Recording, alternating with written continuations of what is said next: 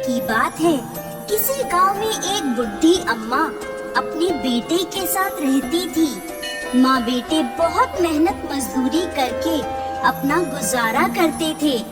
एक बार बुढ़ी अम्मा के मन में विचार आया कि अब उसका पुत्र विवाह के योग्य हो गया है, अब उसे अपने लिए बहू ले आनी चाहिए। कुछ समय बाद बुढ़ी अम्मा ने अपने बेटे का विवाह एक सुशील कन्या से कर दिया। उसकी बहू बहुत सुंदर, सुशील और संस्कारी थी। वो नित्य प्रति जल्दी उठकर घर की साफ सफाई कर स्नान आदि करती और भगवान शिव का अपने घर में ही पूजन करती। विवाह के कुछ समय बाद सावन का महीना आया।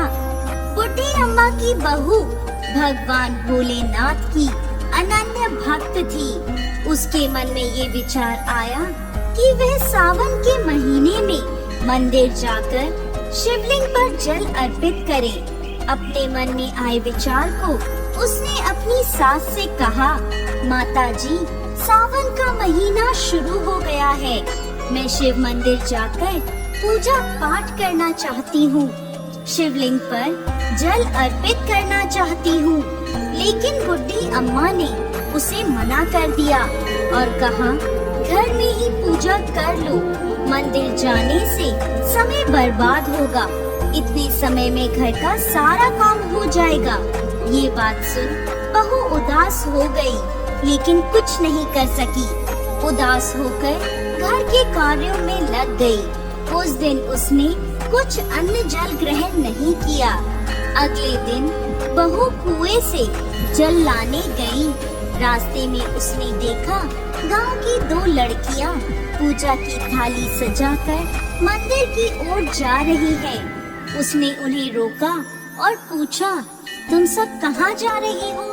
तब वह बोली, सावन का महीना शुरू हो गया है, हम सब भगवान भोलेनाथ का पूजन करने मंदिर जा रहे हैं। ये सुन वह फिर उदास हो गई। लड़कियों ने पूछा, आप क्यों उदास हो गयी? तो वह बोली, भगवान शिव मेरे आराध्य हैं, लेकिन मेरी सास ने मुझे मंदिर जाकर पूजा करने से मना कर दिया।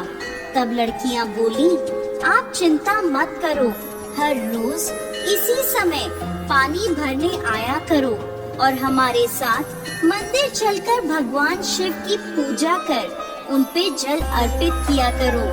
तब वह बोली, लेकिन मेरे पास पूजा की कोई सामग्री नहीं है, घर से लाऊंगी तो सास को पता चल जाएगा।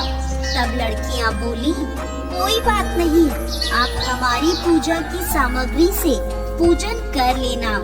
ये सुनकर वो बहुत खुश हुई और रोज उनके साथ मंदिर जाने लगी, जहाँ वो शिवलिंग पर जल चढ़ाती और भक्ति भाव से भोलेनाथ की पूजा करती और उनसे कहती, मैंने अपनी सास से ये बात छुपाई है, इसके लिए मुझे क्षमा कर दीजिएगा।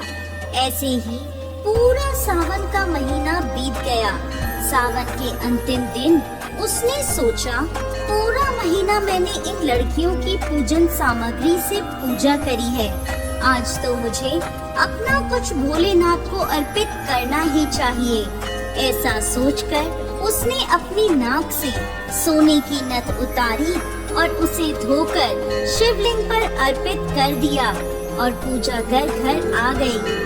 घर आकर वो अपनी सास से नजर छुपाकर इधर उधर घूम रही थी, क्योंकि वो जानती थी कि उसकी नाक में नथ ना देखकर सास जरूर पूछेगी कि नथ कहाँ गई। ऐसे ही दोपहर हो गई। तभी अचानक सास की नजर उसकी नाक पर गई और नाक में नथ ना देखकर सास ने पूछा, बहू तुम्हारी नथ कहाँ है? तो वह बोली, माँ जी मुझे नहीं पता, शायद कहीं गिर गई होगी। सास बोली, अच्छा तो ये बताओ कि तुम आज कहाँ कहाँ गई थी, वहीं जाकर ढूंढ लेंगे। बहू बोली, मैं सुबह पानी भरने गई थी, तब तक तो मेरी नाक में नथ थी, इसके बाद मैं उपले थापने गई थी। सास बोली, चलो वहीं चलकर देखते हैं। दोनों वहाँ पहुँचे जहाँ बहू ने उपले थापे थे। सास ने बहू से कहा, चलो अब ये उपले तोड़कर देखते हैं।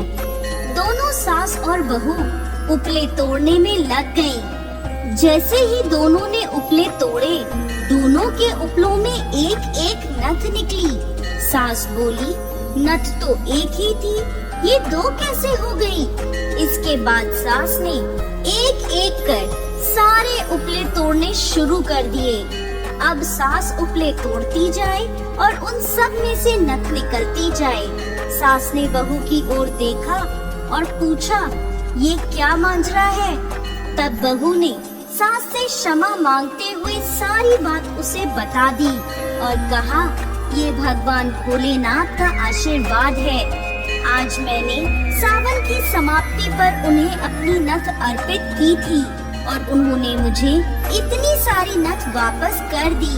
सास बहू की बात सुनकर बहुत खुश हुई और कहा, सावन माह में स्नान, जप, तप और दान का इतना महत्व है तो अगले साल हम दोनों मिलकर शिवलिंग पर जल चढ़ाएंगे और पूजा पाठ करेंगे। अगला सावन का माह आने पर दोनों सास बहू ने नियम से सावन का स्नान किया, पूजा पाठ, जप तप किया। भगवान भोलेनाथ की कृपा से बुढ़ी अम्मा का घर अन्न धन के भंडार से भर गया। बहू को एक सुंदर पुत्र रत्न की प्राप्ति हुई। हे भोलेनाथ, जैसी कृपा बुढ़ी अम्मा और उसकी बहू पर करी, वैसे ही इस कहानी को कहते, सुनते और हुंकार भरते सब पर करना। जय भोलेनाथ।